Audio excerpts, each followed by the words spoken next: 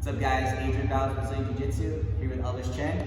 Today we're going to be showing an armbar from the chair position, but we're going to be setting it up from the mount. So a lot of times our opponent, we end up in this mount position, right? And our opponent ends up crossing his arms, staying really tight. It's really difficult to go for chokes or set up arm bars.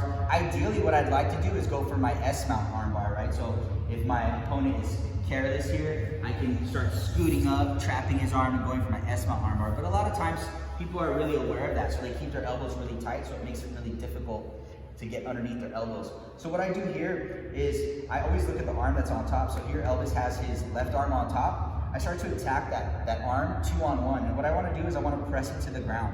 So I want to open up his arms and get it as far away from his body as possible. So here, you can go 2 hands on the wrist, or even sometimes what I like to do is I like to put a hand on the elbow and a hand on the wrist and bring my chest down and start kind of using my chest to open up that wrist to the ground. Okay, and now from here, he doesn't want me to go Americana, right? So this is gonna start opening him up. He's gonna start turning to protect that arm. As he turns, I bring that same side leg, the same side that he turned to, I bring that leg up. I like to bring my heel underneath his armpit, right? You can bring it in the hip too, that's okay, but I feel like the higher up is a little bit better. It's a little bit safer because if I'm lower, he's gonna have more leverage to push and start pushing that down and catching the half guard. So I like to bring this up nice and high, and I bring my knee up right behind his head. And I'm not fully sitting here, I'm still up a little high, and I'm pushing my weight into my opponent, okay? So initially, I'm in this chair position, I'm gonna start coming down, bringing my chest behind his shoulder,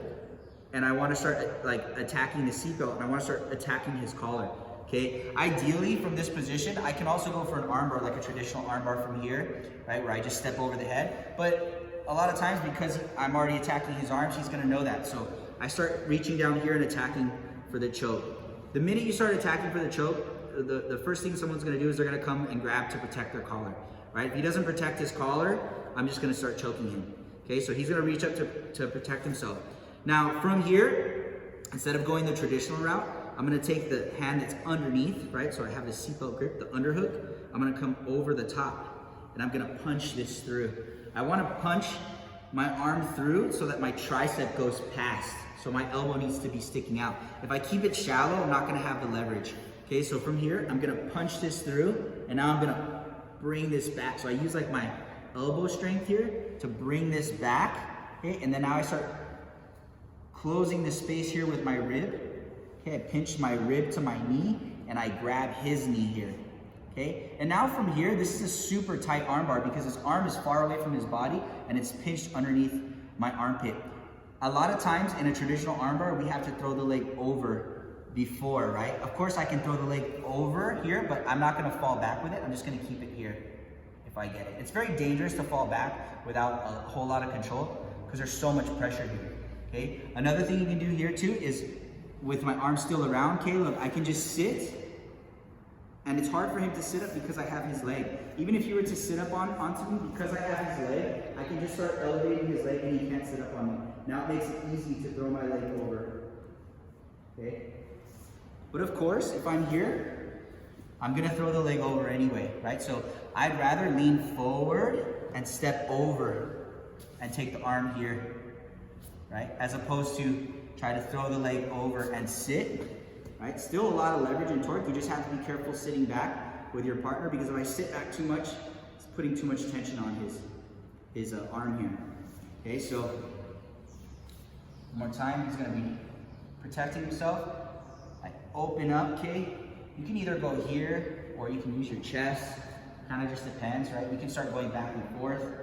Push, he starts to turn to protect his arm. I come up into this chair position.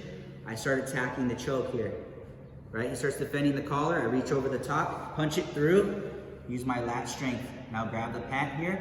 I can take it here. I don't even have to step over, right? But if the guy's strong and he's fighting, I'm grabbing the back of the collar here, throw the leg over the head, and I can take it here, or I can sit back with it, take it here.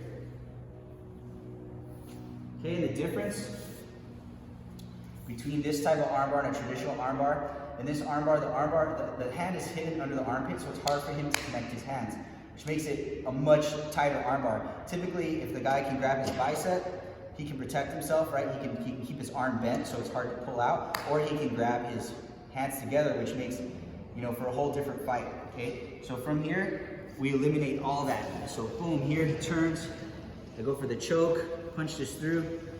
Now from here, his arm's already extended, he can't control his hands. If I go for my traditional armbar, a lot of times what happens after we step over, they're already protecting themselves. He's got his hand underneath my hamstring, right? And then you end up in this dog fight here where you're trying to pull the person's arm, right? And they're fighting, you're getting tired, they're getting tired. If you're fighting a bigger person, it's gonna be much harder because they're stronger, right? So I wanna avoid getting into this as much as possible, but it does happen, right? And there are ways to deal with it. But this armbar eliminates all of that, right? So from here, I'm in this choke position.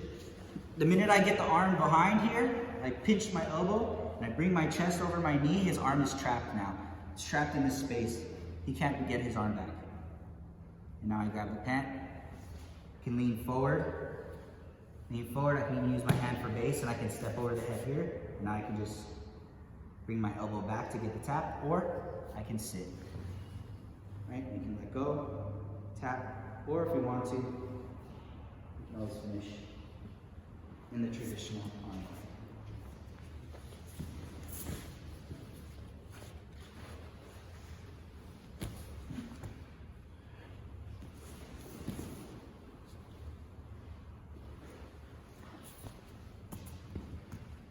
All right, guys, have fun with it.